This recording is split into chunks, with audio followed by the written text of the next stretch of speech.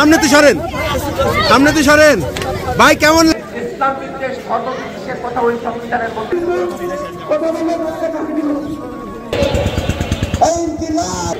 ধর্মীয় সম্প্রীতির কথা থাকবে। সেকুলারিজমের নামে আজকে সেই নতুন রাজনৈতিক বন্দোবস্ত আমাদের সামনে।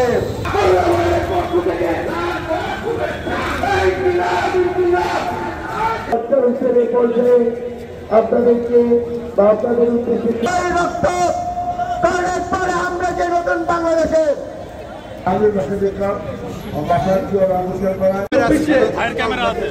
আপনারা জানেন যে একটা রক্তক্ষয়ী গণঅভ্যুত্থানের মধ্যে দিয়ে স্বৈরাচারী হাসিনা সরকারের পতন ঘটেছিল।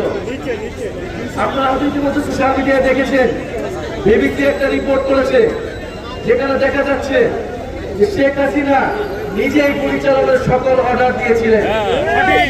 এই মারণাস্ত্র ব্যবহারের জন্য শেখ হাসিনা অর্ডার দিয়েছিলেন।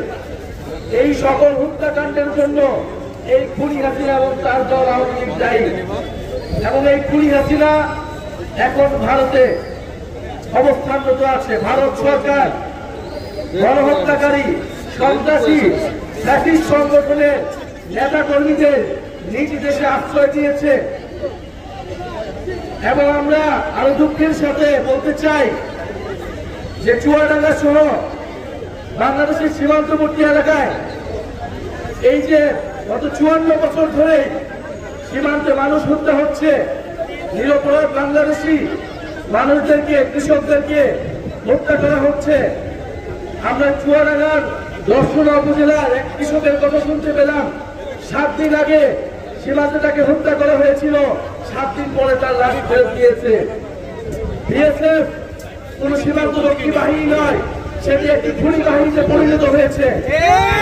বাংলাদেশের মানুষকে খুন করাই যেন তার একমাত্র দায়িত্ব।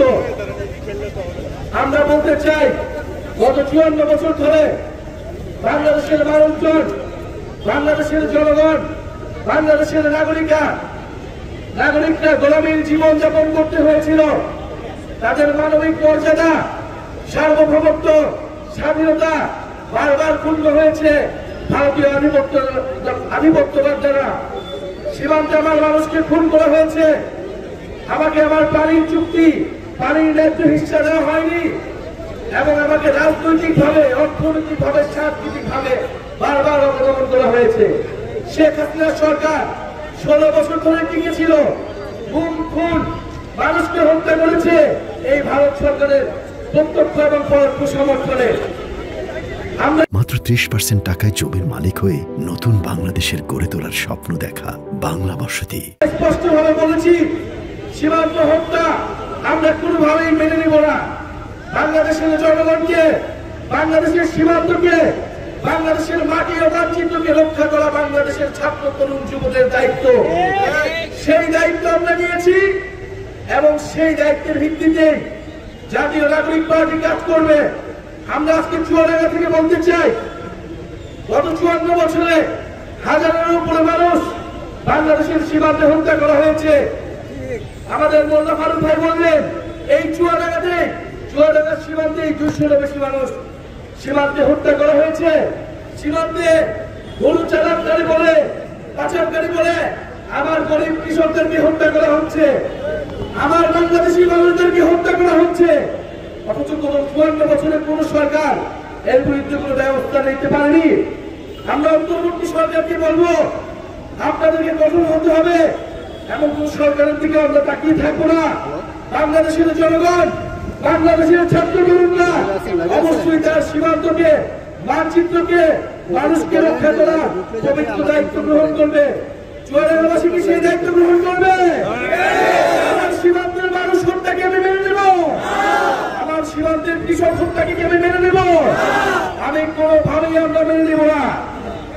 ভারত যদি বাংলাদেশের সাথে সৌহার্দ্যপূর্ণ কোন সম্পর্ক চায়, সমতা, ন্যায্যতা এবং মর্যাদার ভিত্তিতেই সেই সম্পর্ক হতে হবে।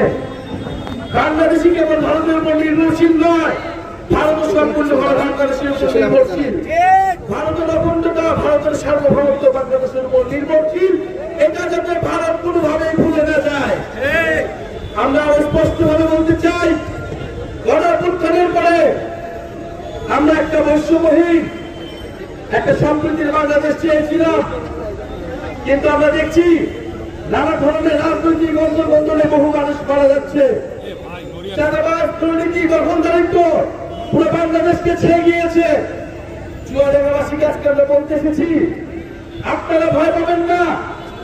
আপনাদের সন্তানরা, ছোট ছোট বাচ্চারা রাজপথে নেমেছিল ফ্যাসিবাদী স্বৈরাচারী হাসিনার বিরুদ্ধে, তারা ভয় পায় নাই।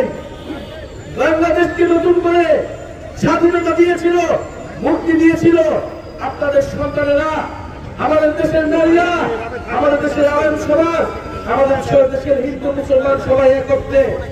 নতুন করে কোনো ভয়ানক সংস্কৃতি আমরা বাংলাদেশে দেখতে চাই না। আপনাদের এলাকার দুর্নীতি, চাঁদাবাজ, দখলদারিত্ব নিয়ে কথা বলুন। যেই প্রতিবাদের জোয়ার বাংলাদেশে তৈরি হয়েছে, সেই জোয়ার বন্ধ করবেন না। বাংলাদেশের ছাত্র তরুণরা এই দেশের জনগণের পক্ষে আছে, রাজপথে আছে। দুর্নীতিবাজ, দখলদার এবং চাঁদাবাজদেরকে না করুন। যারা চাঁদাবাজ, দুর্নীতিবাজ, দখলদারিত্বের পক্ষে আছে, আপনারা তাদেরকে বয়কট করুন। জনগণের পক্ষে বাংলাদেশ পন্থী রাজনীতি গড়ে তুলুন। চুয়াডাঙ্গার মানুষের উন্নয়ন, চুয়াডাঙ্গার মানুষের শিক্ষা, কর্মসংস্থান এর পক্ষে দাঁড়ান। জাতীয় নাগরিক পার্টির নেতৃবৃন্দ আপনাদের সাথে থাকবে।